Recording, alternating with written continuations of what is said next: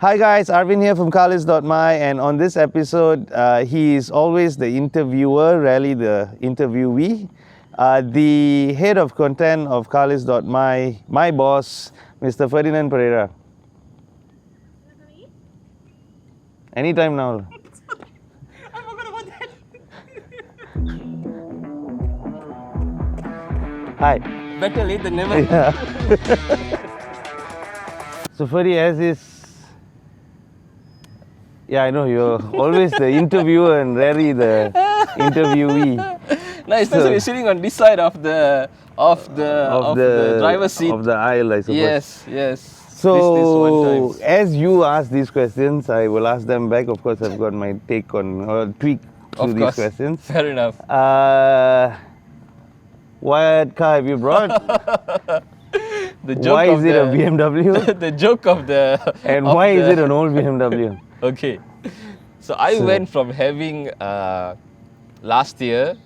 So I joined Carlist in January of last year. It's been about a year now with Carlist. I went from having 0 BMWs to having 3 in the space of 1 year. Oh, okay. Yeah. So some would call me stupid. I would probably agree with them on a certain extent. I bought my dad a car. So no qualms there. I bought him an E39. Okay. A 520i. It is a lovely car to drive. It's a lovely car. Yeah. I mean, when I first took the car, I was like, crikey, do I want to keep the car? Right. You know, but then I bought it with the intention to give it to him. So got it nicely done. It was maintained by BMW mechanic. Got it nicely done up. Gave it to him. He's been driving it. No dramas whatsoever. Yeah. Perfect. Subsequently, I bought an E30. So Yes, I bought an E30 M40 this is where B18. things get a bit less reliable. Oh, yes.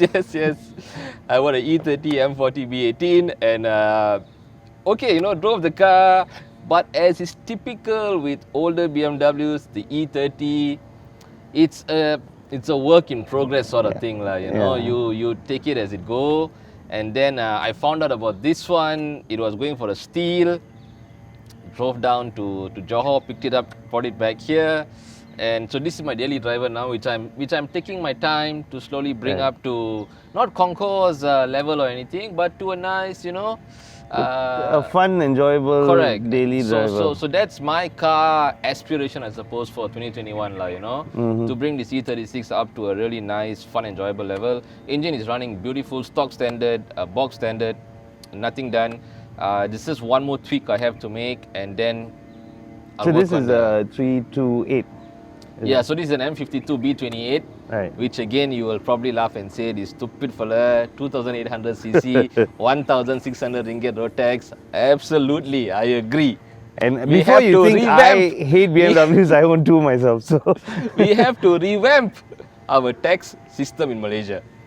yes, we have to go. The 1.6 turbo guys need to pay more. Yes.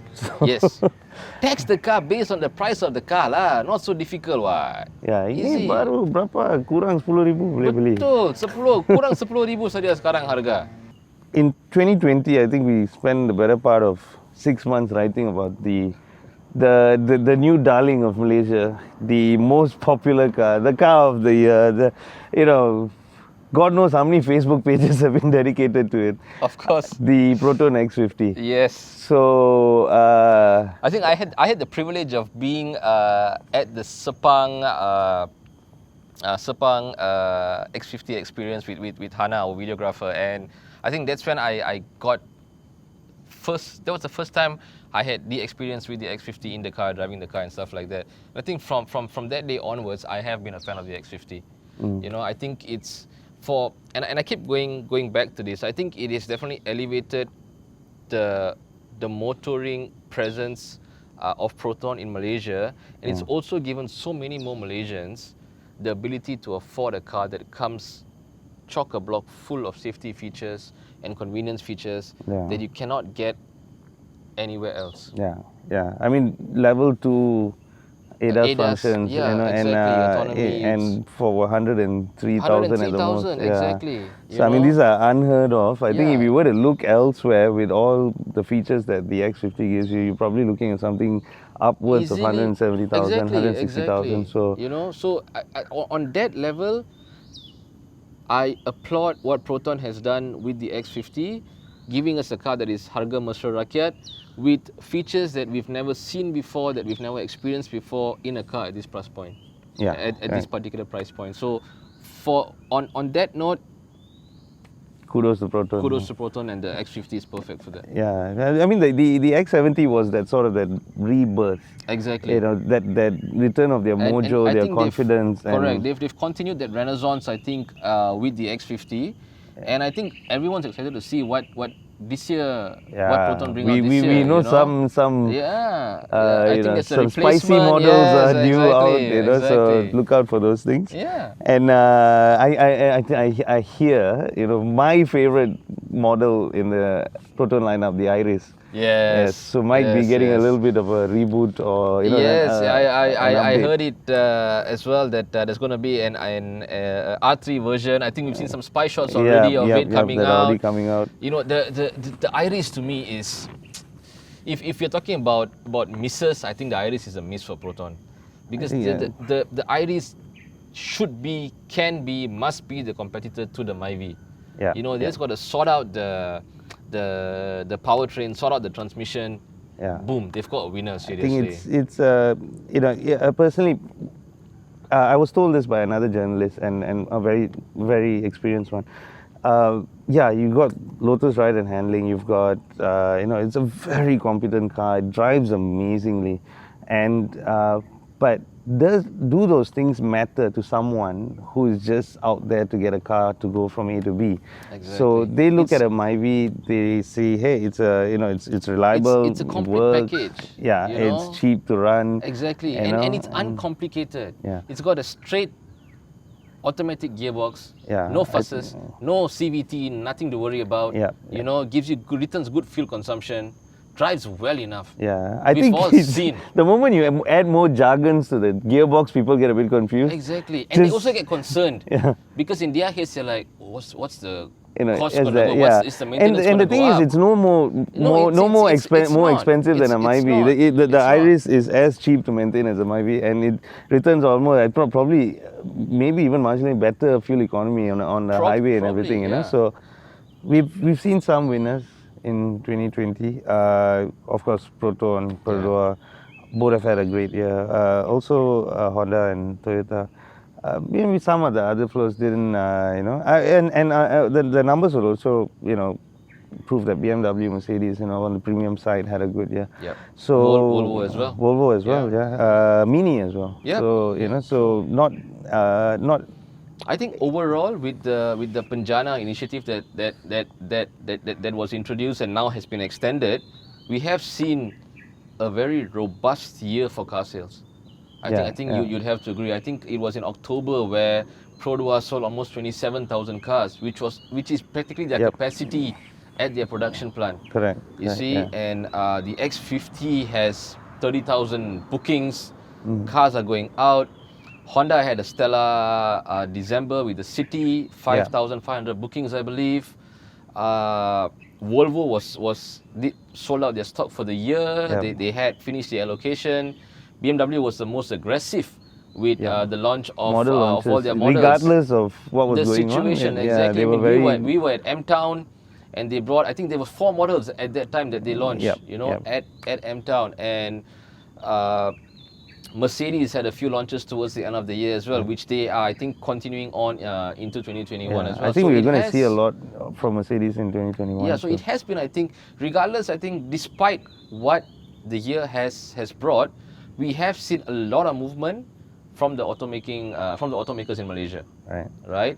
But I think, it is with a tinge of sadness, I suppose. I have to mention that it's been a sad year for Peugeot locally, a sad year for Kia locally, I think, because Kia is still in limbo. We still don't know what's going to happen to Kia.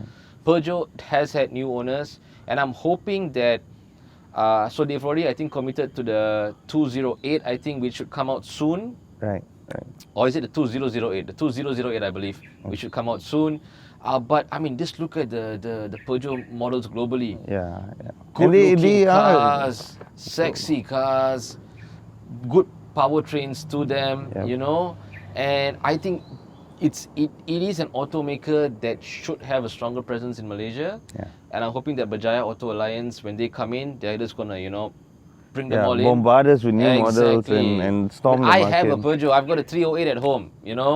So I'm a fan of the brand. I just want them to to just come on, give us something. Yeah, and I mean, I own a Kia Picanto as well, so Yeah, I'm a fan exactly. of Kia. I really want Yeah. to see them come back Yeah. strong, and they make great cars. So on what could have been a good year also for Hyundai, they're also coming in quite aggressively. They've brought in a lot of new models. They've got the quite best looking cars, you have to admit. Yeah, yeah. The Sonata, the Elantra, Yeah. they easily the best D segment, C segment looking cars. Yep. So they've also ended the year strongly, I think, and and I think they also have got things planned moving into the year for the end variant of the current lineup they have here. Mm-hmm. So it's shaping up to be an exciting year for us in 2021. But I think above all else, we also have to acknowledge the fact that we are still living the time of the pandemic, and we still have to kita jaga kita lah, take care of ourselves first, bring these numbers down, and then maybe we can resemble some normalcy lah, And then we can go back to driving and enjoying our cars more. Exactly. Yeah. So you always round off the interview with this question. I'm sure you've heard a lot of combinations of dream car garages. What is your 3-car dream garage? Oh, it's a tough one. I ask this question all the time, and they all start squiggling in their seats, Yeah. And you never thought of your own. No, I don't know if you have. I never did, to be honest. I never thought of my own, but I suppose it'll have to be. There needs to be a BMW coupe there, or a 2-door. So I think I'd probably go with the E36 coupe.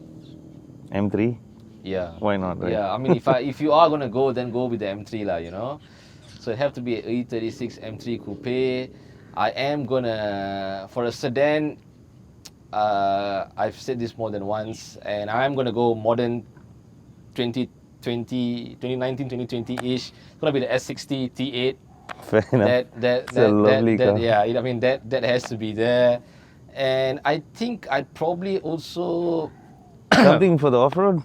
Yeah, that's what I was thinking. Yeah, I was gonna go off-road, and I think it'd be a toss-up between the Triton or the Rogue, the Hilux. Yeah. Yeah, the Hilux, and looks-wise, I'm leaning more towards the Hilux, but yeah. So I think it'll be like a family car, the S60. I've got my weekend car, the M3 E36 coupe. And then I've got my off-roading car in the Triton. With a lift kit and 35-inch tires. The whole 9 yards. Which I'll dedicate for off-roading, So on the weeks where the tailgate is boring, we go off-roading. And you might have more fun. Yeah, exactly. If it rains, it's even more fun, and you can go drifting. Of course. In the mud. Yes. So there you have it, folks. A one-on-one with the head of content of Carlist.my, Mr. Ferdinand. This is the last episode of season 1. I believe we've done 13 episodes. With some highlights such as 14-time MRC champion Karamjit Singh, Zenlo, Tengku Jan, Sean Lee, and Nalin Jain, the MD of Volvo Car Malaysia. Peter Davies, which we can't count how many things he does. We don't know. Until now, we're not really sure. So he might be doing something new this week. So exactly. We've enjoyed this. We hope you've enjoyed it as much as we have. We'll be coming back to you soon. Maybe with season 2. We don't know when yet. We'll have a bit of a break, but then we'll come back guaranteed with season 2. Yeah. With more interesting guests and more exciting conversations for you. So until then, drive safe, stay safe, and take care. Bye.